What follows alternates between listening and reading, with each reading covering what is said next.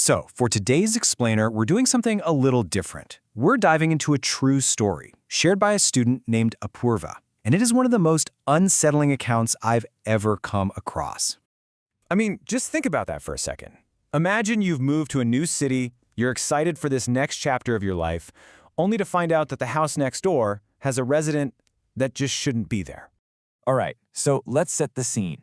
Our story kicks off with Apurva.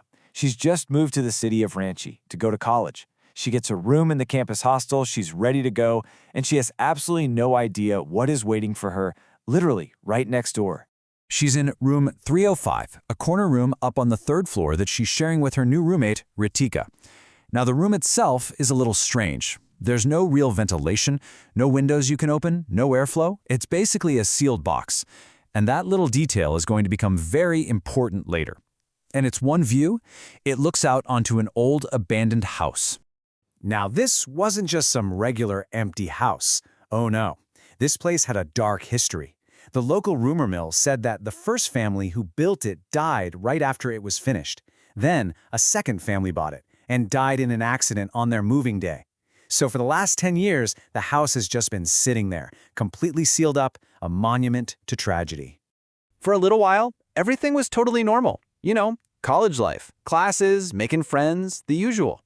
But then, they started to notice some odd things happening on the roof of that abandoned house. Little things that just didn't make any sense. It started with a dead crow, just lying there on the roof. A few days later, another dead bird. And then, get this, within about 10 days, there were 4 of them. As if that wasn't creepy enough, they also spotted flower pots up there. The flowers were all dead and withered, sure, but someone had to have put them there. The question was who? Who is gardening in a house that's been locked up tight for over a decade? So all this weirdness was happening next door, but it was about to cross over. One day there's a big storm, and one of Apurva's shirts gets blown off the line and lands on the roof of the haunted house. Not thinking much of it, she just quickly hopped over, grabbed it, and hopped back. It seemed like no big deal, but that brief moment of stepping onto the property, it felt like she had just accepted an invitation. Okay, so later that night, Apurva, Ritika, and some friends are all hanging out in their room. And remember, this is that sealed room. The fans are off, the door is shut, the air is completely, totally still. And that's when it happened. A plastic water bottle sitting on the floor just starts to spin, all on its own.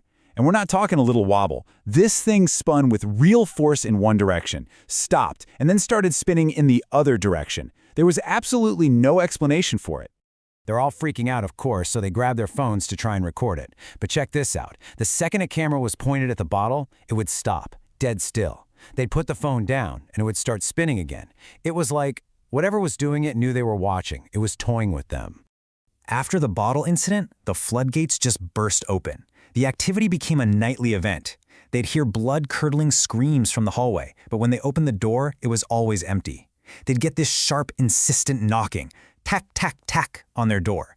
Sometimes it sounded like a person was jumping up and down on the roof right over their heads. And worst of all, the distinct, delicate sound of anklets, chan, chan, pacing back and forth right outside their room. Now, a couple of months go by, and what's wild is they kind of started to get used to the sounds. I mean, it was scary, but it was just noise. Well, that all changed when a senior student, Niharika, moved into the hostel. She was totally new, and she knew nothing about the house next door. So one evening, they're all just sitting around talking, and the topic of the abandoned house comes up. And Niharika just completely casually says, "Oh, the house next door? I see a girl in the window every day. She listens to the strangest music." You could have heard a pin drop.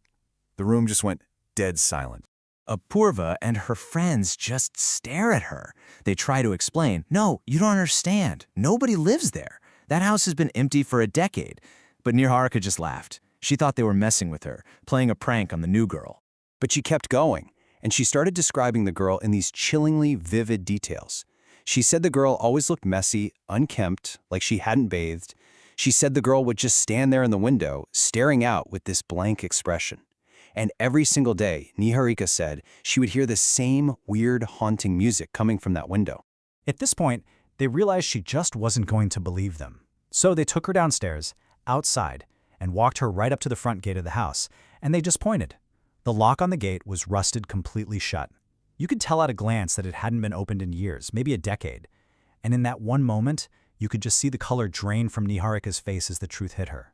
The girl she had been watching every day was not alive. That single moment, that was the breaking point. The realization that there was a physical thing behind all those noises, an actual entity. It changed everything. The fear was no longer just a feeling, it had a face. Niharika was the first one to leave. A few days later, she just packed her bags and was gone. She couldn't get the image of that girl out of her head. And Apurva and her friends? They were right behind her. How could they sleep in that room, knowing what was making those sounds just outside their door? The story, of course, spread through the entire hostel like wildfire, and since that day, not one single student has been willing to live in room 305. It's still empty. A permanent reminder of what happened there. And this really gets to the core of why they all left. The sounds were terrifying, don't get me wrong, but you can explain away sounds. It's the wind, it's old pipes, it's your imagination. But once Niharika gave the ghost a face, the fear became unbearable. They could now picture the girl who was knocking, the girl with the anklets, the girl who could at any second decide to open their door and walk in. It really leaves you with the chilling question. Hearing something spooky allows for doubt. You can pretend it's something else. But seeing is believing. Once you've put a face to the fear, there's nowhere left to run. What do you do when the ghost is no longer just a noise in the dark, but a neighbor you see every single day?